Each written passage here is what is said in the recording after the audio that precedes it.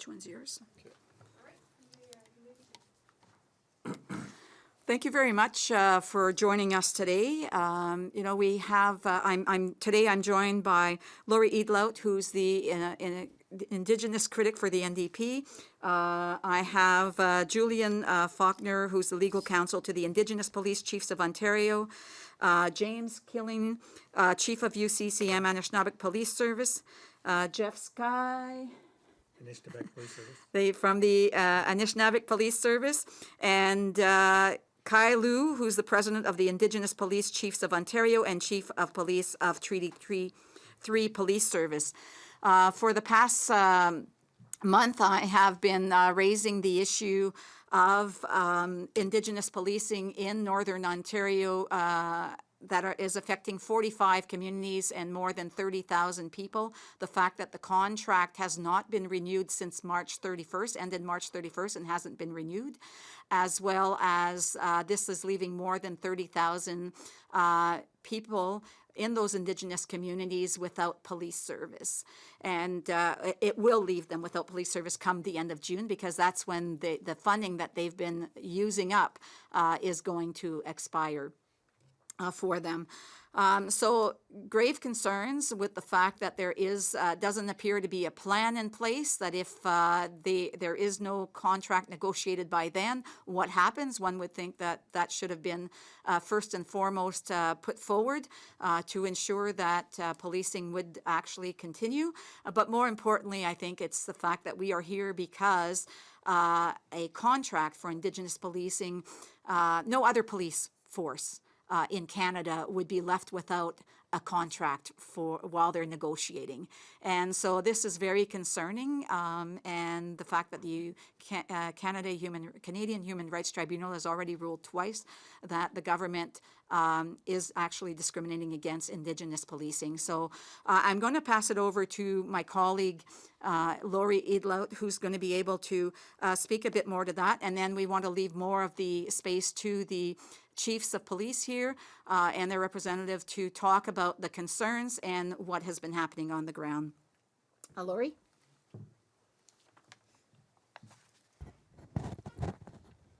Thank you. Good morning. First, I'd like to acknowledge and thank MP Carol Hughes for her leadership in this file. This is a very important issue in her writing, as well as important for all Indigenous peoples to be aware of. When federal government is not meeting up its obligations under the United Nations Declarations on the Rights of Indigenous Peoples, I think that we should all raise awareness about what impact that could have. As we've heard from Carol, there will be 30,000 individuals without the safety of having police services from Indigenous police services in Ontario to fall on, and this is an important public safety matter. I did raise a question to the Minister of Public Safety regarding this important issue, because the decisions that are being made at this point does not support the important work towards reconciliation, and that's why we're here today. We need to remind the federal government why negotiating with the Indigenous Police Chiefs of Ontario is so important to help keep public safety in Northern Ontario. I'll give it now to Julian Falconer, who is the lawyer for the Indigenous Police Chiefs of Ontario.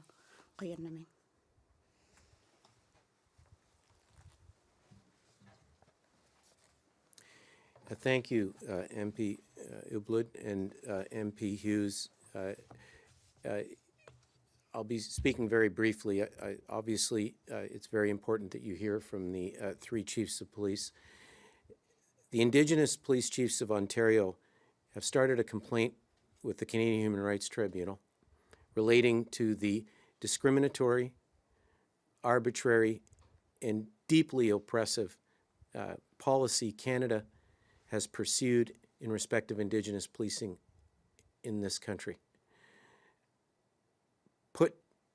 Putting it in the shortest and simplest of terms, it operates in the most extraordinarily racist way so that, for example, Indigenous communities policed by Indigenous Police Services are not allowed, they're prohibited from having police services that have basic police units, like a domestic assault unit, like a homicide unit, like an emergency response team. They're prohibited from having that. These same communities, these same police services are prohibited from having legal representation assist them with their funding agreements, either to interpret them or negotiate them. They're prohibited from owning property or to finance property. This is a sad, very sad leftover of colonialism and racism in its worst way, and public safety hasn't fixed it. And so today, we appear before you because these services have stated in the clearest of terms, and they police 45 communities, the Anishinaabe Police Service, the UCCM on Manitoulin Island, and the Treaty 3 Police Service, have stated in the strongest terms through their political leadership and their governance and the chiefs of police that they will not sign another funding agreement that has these racist terms. And do you know what the answer of Canada is to their position? A position they've held since early March in respect of agreements that expired March 31st? Absolutely crickets. And so, there is no operational plan, none, to ensure the safety of over 30,000 people. They are literally waiting the situation out in silence. I'm going to ask Chief Skye to address you. I simply want to make it clear. The courts have already ruled that the program's discriminatory. Canada says sign anyway. It's appalling. Chief Skye?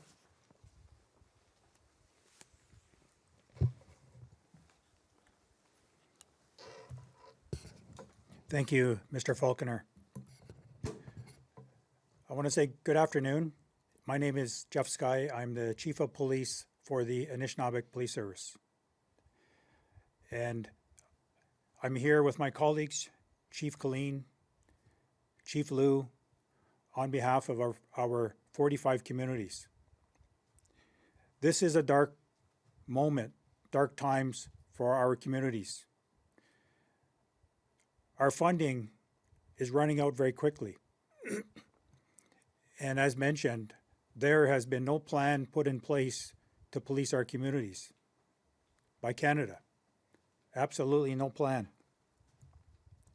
And we all know with a proper plan can lead to success, but we need to be part of that plan. I'm very discouraged on the steps taken by Canada and public safety regarding what's going on in our communities. In my 31 years of policing, all in Indigenous communities, it's always been an honor and a privilege for me to serve the people of our communities. As an Indigenous person, very proud of what I do. The shortfalls in my entire career have always been there. And it's upsetting when, again, colonialism at its best is here again. And what happened to listening to our people? There is no listening. It's a one-track mindset of us being told what to do again. The impacts of our community triggers from Canada the people that suffer from our communities, from the generational, intergenerational trauma that was caused by Canada. And I say all that great work that's being done for the reconciliation part is going to go backwards. And I can only speak on behalf of our services who work with other policing partners, other partners that is going to create havoc, more crises in our community. And as the chief of police of my communities, I cannot guarantee their safety when our funding runs out. And I have no say in the matter. I have no obligation once that ends, our police service. Our women, our children, our officers that swore the oath to protect them will no longer exist. And that's on Canada, not on the Indigenous people. We just want to get back to policing and to have racist terms and conditions that we will not concede to is where this is going. And we can't do that anymore. Like I said, we're very proud people when it comes to looking after the safety of our communities and guaranteeing it.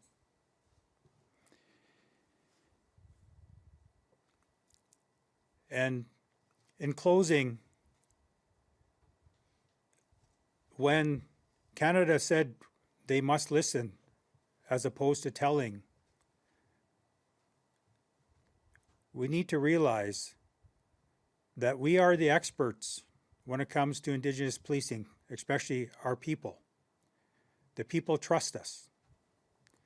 And I encourage Public Safety Canada and the Government of Canada to start listening to us again. And until that happens, there will be no agreement. And the instructions from our community is exactly that. We cannot concede and give up the sovereignty, which is very special to our communities, the right to self-government, self-determination. That right will never be given up, no matter what. And I just want to send that message to Canada that, you know, if we can sit down and get back on track, that's all we're asking for. But we cannot agree to the terms and conditions which leads to systemic racism in this country. And it has to stop. Thank you.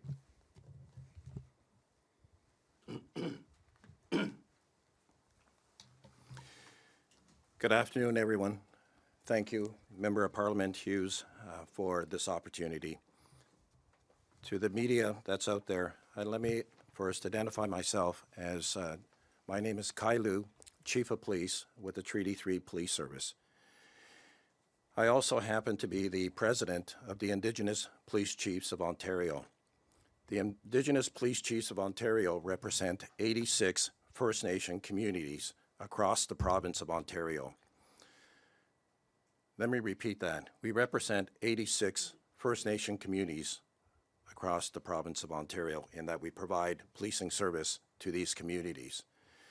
You've heard Chief Jeff Skye talk about the 3 police services that are going to be running out of funding. In fact, the Treaty 3 Police Service, as of June 5th, wrote our last paychecks to our members on the funding residual that has been left over from the previous 5-year funding agreement. We are being asked to continue to sign on to a terms and condition of the FNIPP program that has already been deemed as discriminatory to First Nation communities. I am in my 37th year as a police officer, of which 33 of those years I served with the Ottawa Police Service and 2 other municipal police services as Chief of Police. And for 22 years I served the City of Ottawa in various ranks within the police service. Parliament Hill is our center town. It's a common place that I would patrol as a new recruit to a senior officer. And I look at the Canadian flag. For 33 years, I proudly served with a Canadian police service. And 4 years ago, when I entered into Indigenous policing, I was proud to bring the experience of working with a Canadian police service. Until I started recognizing the discriminatory practices of the FNIPP program. As a resident of a municipality, I take for granted when I call 911 that within 4 to 7 minutes, my police service, my municipal police service would arrive. In fact, the City of Ottawa's average 911 response when I left was 4 to 7 minutes. With the chronic, systemic, purposely underfunding of Treaty 3 territory, our 23 communities are chronically understaffed. Many of our communities don't have 911, let alone get a response. However, if someone did get a hold of the police, it would take us, at times, 1 to 3 hours to respond, because there just is not enough officers to travel the 55,000 square miles that we police. And so today, we are calling on Canada to show us the plan. What is the plan that when our line of credit at Treaty 3, when the surpluses, the small surpluses that are left in the other two services, when it runs out and we turn off the lights, what is Canada's plan for the safety and security of our communities? We have 30,000 plus residents in our combined 45 First Nations. We have our political leaders, the Grand Chiefs, the elected chiefs of each of these individual First Nations have begun passing states of emergency because they recognize at some point we will be without service. We have elderlies, our elders in our communities, our adults and our young people in our elementary schools asking our frontline officers, what is going to happen when we no longer exist because we don't have the funds to operate? We have officers today asking me as Chief of Police, should they apply to another service? We have recruit candidates that have now looked to other police services with a more stable funding.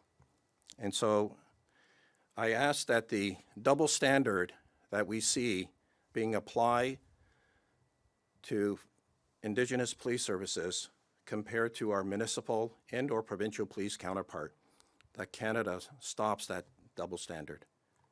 With that, I will turn the floor to Chief Killeen.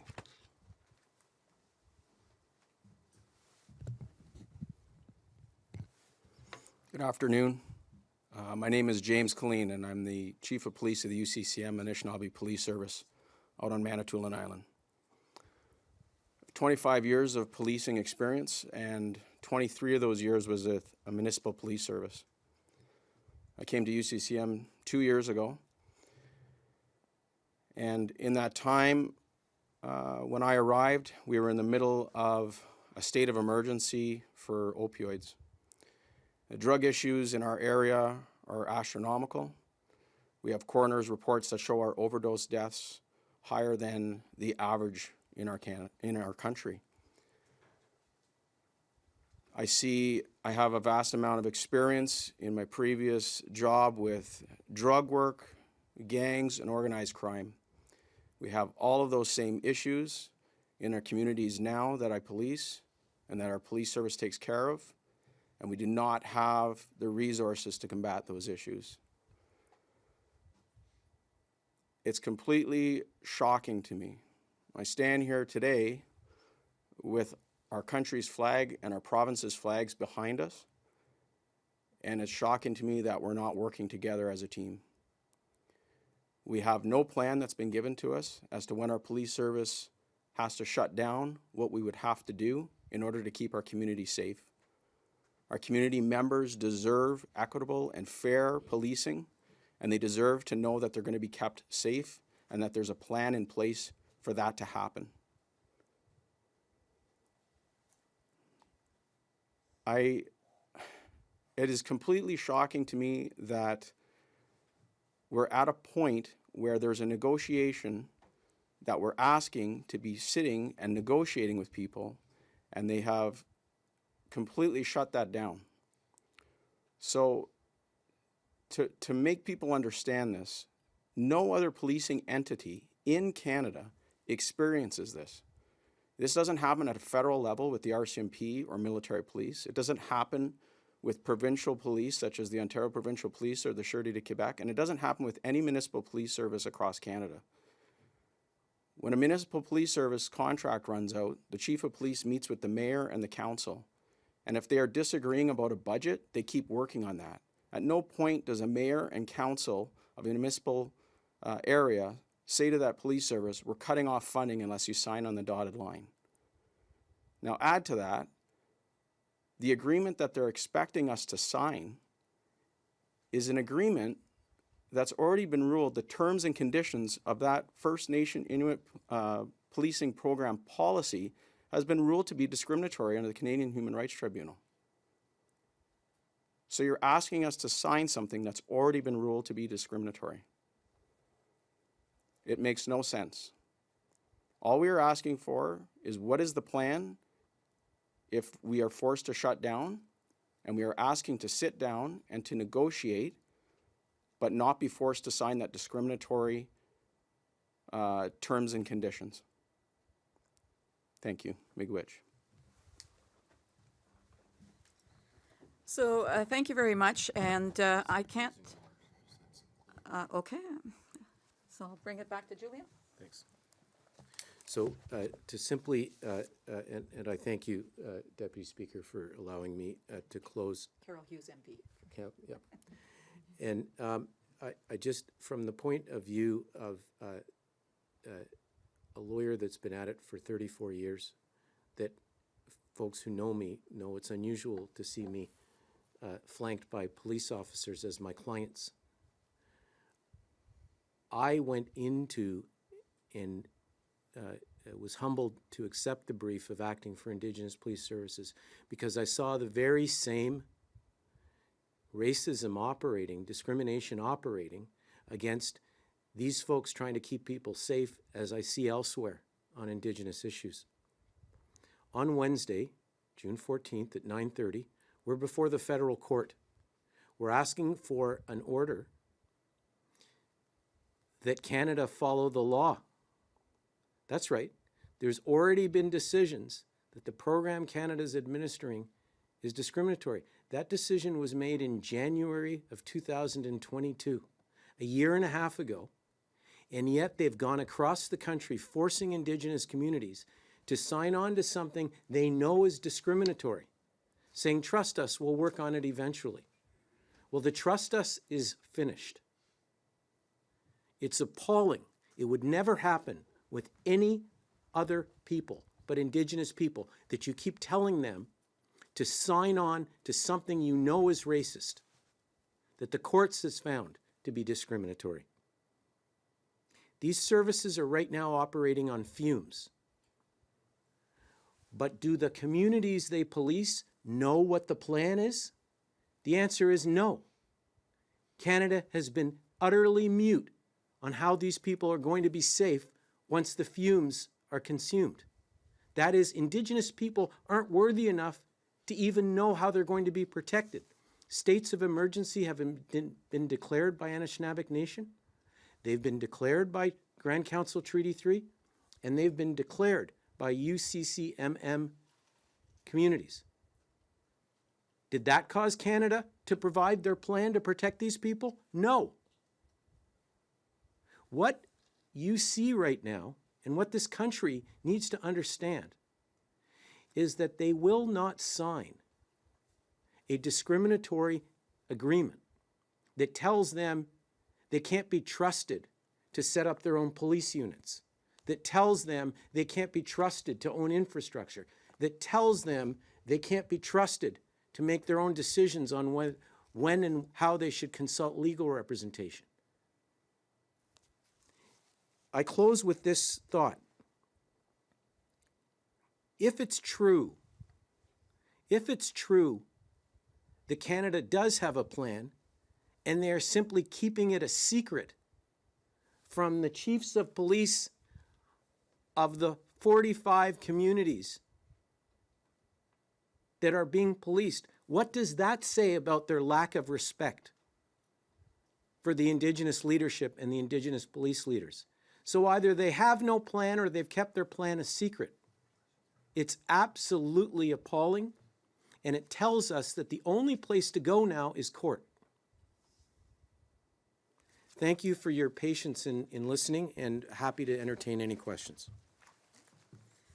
Yeah, so just in closing, before we take the questions, again, I just want to reiterate that, you know, the concern is for these communities and for these police, the survival of these police services.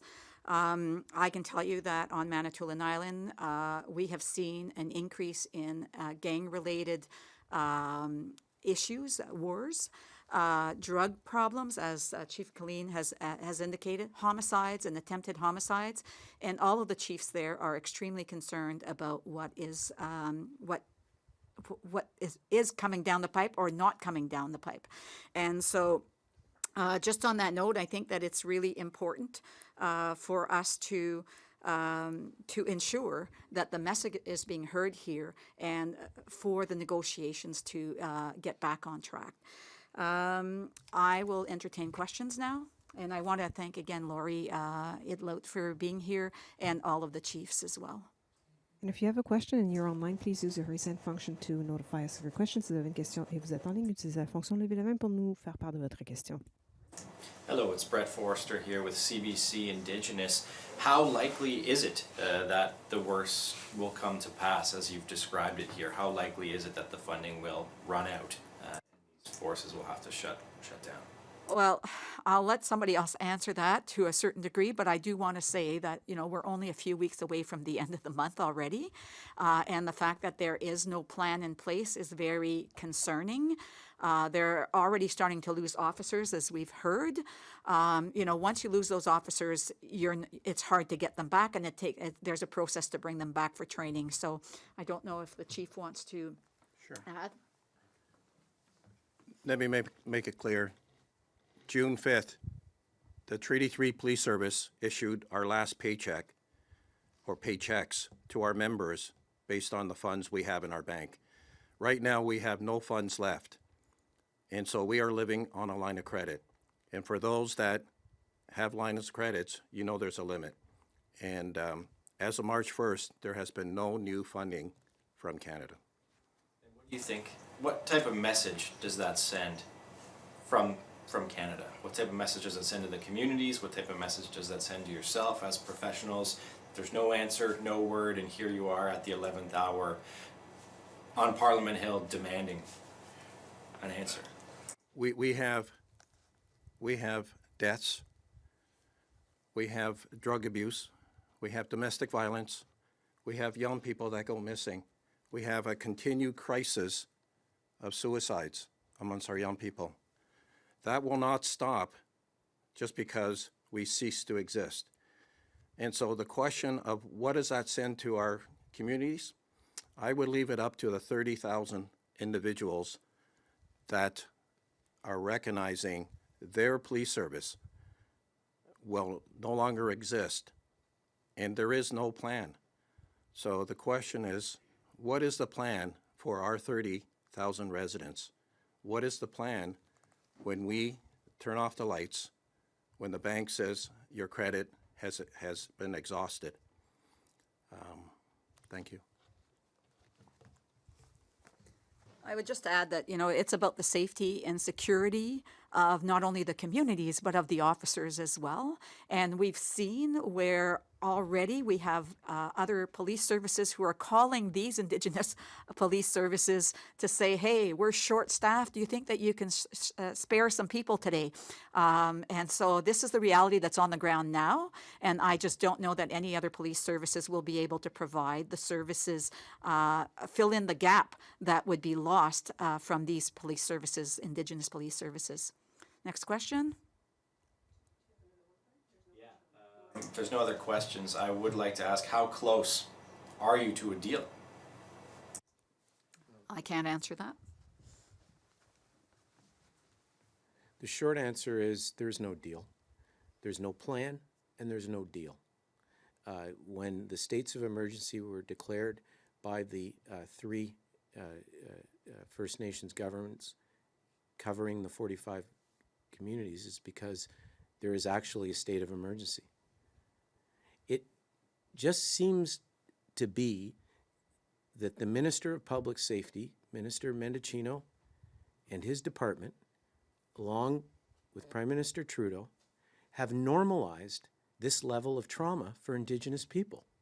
That it's just okay to have them percolate in terms of the safety of children, of women, of men. It's okay for them to percolate right up until the 12th hour. There's no deal. There's nothing. There's no plan. And so I close and offer this. Who has to die first in order to get their attention? It's shocking and horribly sad. Thank you. Any additional questions? No? So I want, oh, there's one question online. All right, there's a question online from Corey Nordstrom. Please go ahead. Hi, I'm with CTV News in Sault Ste. Marie. This is for MP Hughes. I'm just wondering, has there been any constituents in any of the communities served by these 3 police services that have reached out to your office, worried about the state of policing going forward? So what I can tell you is that certainly the chiefs of the community and council members and some members of the community have stopped me or I have met with them. Actually, I believe the leader of the NDP was there as well last summer. We met with the chiefs then who were concerned that, you know, the negotiations were underway, that were starting off, and they already had raised the issue about the funding requirements for their communities and the dire need that's out there right now based on the level of serious crimes. So yes, certainly there are individuals who have reached out to me who are extremely concerned about this, hence where we are today. Follow up, Corey? It's a slightly different question, but I just wanted to ask to any of the chiefs, what would kind of life on one of these communities look like if there were no police? How dangerous, how scary would it be to the average person if there was no deal and you weren't able to serve? So I will allow them to speak to this. I would just say that, having the riding of Algoma, Manitoulin, Kapuskasing, which is a large riding, I know what it's like to travel. I know what some of these police officers have to go through to try to get to these many communities with the limited officers that they have. So it's going to be difficult, and I am concerned about the safety and security of the residents within those communities, as well as the police officers who are serving them now and would be serving them later. So I'll allow it to Chief. I can answer that question. In any community, regardless if you're on a Indigenous community or not, when people that deal drugs come into the communities, organized crime is what I'm talking about, will definitely take advantage of that when they know there's no policing. And I guess my question would be, who has the capacity other than our police services to police our communities? And not only the capacity, the cultural capacity, the traditional values of our communities to police. When that's gone, there are going to be people that are going to set up shop and they're going to start up their businesses. That's the reality of the dangers of what's happening here. And it appears Canada doesn't care about that. We do. We've cared for our communities to keep them safe. But that's not going to happen if we shut down. Thank you. Do you have a follow-up? No? Oh, sorry, we have a follow-up, Chief Killeen? I just wanted to say that the amount of violent crime that we have in our communities, when you look at the violent crime severity index and the crime severity indexes, we have over 5 times the amount of an area such as Toronto. You know, I was born and raised in Sudbury, and last year was a horrible time for Sudbury. They had a record number of homicides in a year. They had 9. That's over 165,000 people there. In my communities, we dealt with 2 homicides and 4 attempt murders. I have 3 officers that are dedicated to crime work. Again, we're not funded for that. We're not funded for those officers to do that, but they know that it's needed, and it's obviously needed when you see that. The first year that I was there, we did a massive drug project. We did a project working with the Ontario Provincial Police and Wikwemikong Tribal Police Service. And although it was successful, I'm very well aware from past drug enforcement that when you have a huge successful drug project like that, what it actually shows is that your communities are flooded with drugs. It's just never been worked on before.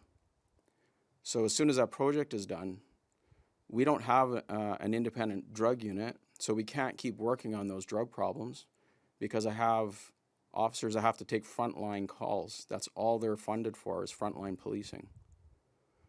So that drug work then falls by the wayside, and then it leads to residual crimes. So as soon as our drug project was done in January 2022, it led to an attempt murder and then a homicide within 2 months of each other. So that's a lot for a small police service to deal with. This is what happens when there's not a concentration in those areas.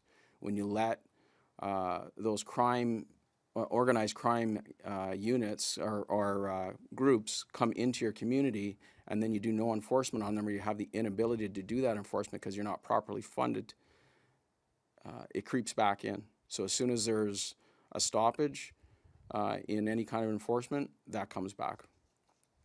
So that's why we need this funding. That's why we need those units. That's why we need to have the ability to police our communities equitably and safely. Any further questions? No? Thank you very much, and I do want to again thank Kailu, the police chief from the Treaty 3 Police, Jeff Skye, chief of police from the Anishinaabe Police Service, James Killeen, chief of the UCCM Anishinaabe Police Service, and Julian Falconer, a legal counsel to the Indigenous Police Chiefs of Ontario, as well as my colleague, Lori Idlout. I don't know if I always say it right, Idlout, who's the Indigenous critic for the NDP. And just want to thank you for being here today and hearing the critical situation that these police forces are dealing with or facing in Northern Ontario.